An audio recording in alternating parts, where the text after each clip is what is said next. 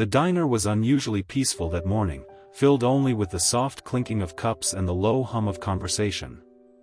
Sunlight spilled lazily through the windows, giving the place a warm glow. Among the regulars sat Walter Branson, an 81-year-old Korean War veteran who visited every day at exactly 8:15 a.m. His flannel shirt, worn-out boots, and trembling hands marked the passage of years, but his eyes still held the strength of a man who had faced real danger. As Walter sipped his black coffee, a loud argument nearby began to disrupt the quiet atmosphere. A young, broad-shouldered thug was yelling at the waitress about his bill. His anger grew until he noticed Walter's calm gaze. Feeling insulted by the old man's quiet dignity, the thug marched over and struck Walter across the face. The blow echoed through the diner like a gunshot. Cups shook. Customers froze. Walter didn't fight back. He simply touched his reddening cheek, shocked not by fear, but by the cruelty of the world he had fought to protect. After the violent outburst, the diner fell into a suffocating silence. The waitress trembled as she begged the thug to leave, and the other customers looked down at their plates, too afraid or ashamed to move. Walter remained seated, his hand resting over the fresh bruise on his cheek. His legs felt heavy, and though the room around him buzzed with fear, he remained still. To Walter, the pain wasn't physical. What cut deeper was the realization that respect, once a natural virtue, seemed to have faded in an angry, impatient world. The diner had been his peaceful escape for years, a place where he was simply Mr. Branson, a polite man who always tipped generously despite living on a thin pension. Now, even this safe space felt tarnished. Minutes slowly turned to an hour. Walter stayed, partly because he had nowhere else to go, and partly because leaving felt like surrendering to the cruelty he had just faced.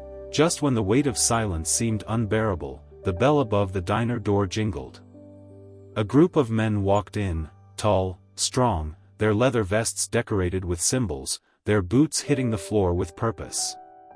They were Hell's Angels, and they carried an energy so powerful that the entire diner shifted with their presence. Leading the group was a broad, gray-bearded man with a stern expression, Thomas Branson, Walter's estranged son. Walter's tired eyes softened at the sight of him. Thomas instantly spotted the bruise on his father's face, and his jaw tightened.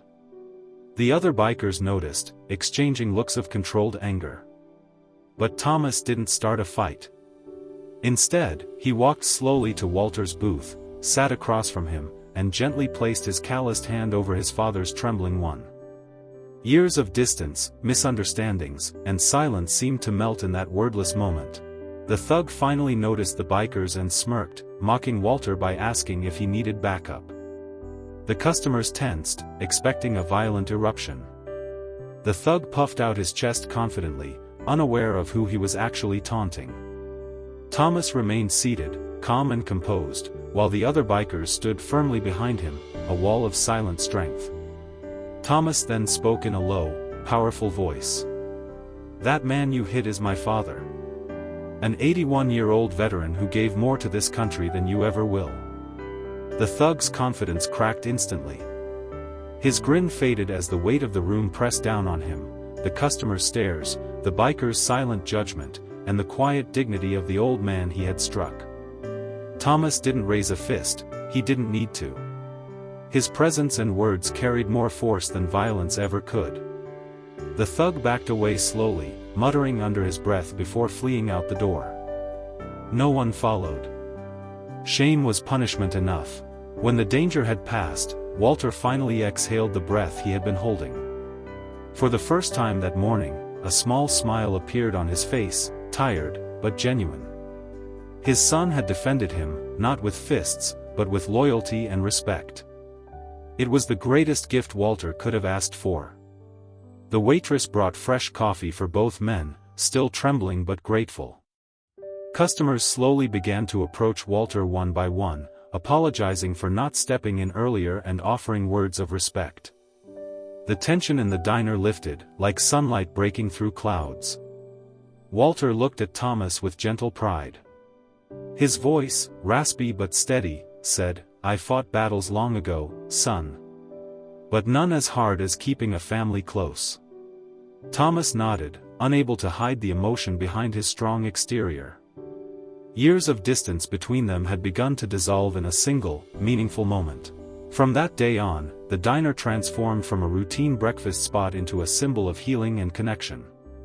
Walter and Thomas began meeting there more often, rebuilding their relationship one quiet conversation at a time.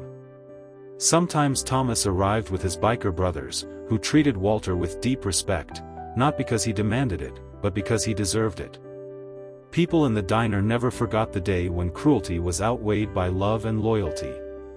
The booth where Walter sat became a reminder of the power of family. Over time, the lonely veteran was no longer just the old man in the corner. He became a beloved figure, respected by locals and bikers alike. Walter lived his remaining years with peace in his heart, knowing that his son had returned to him in the most unexpected of ways. The diner, once just a refuge, became a place of family, reconciliation, and the quiet strength of love.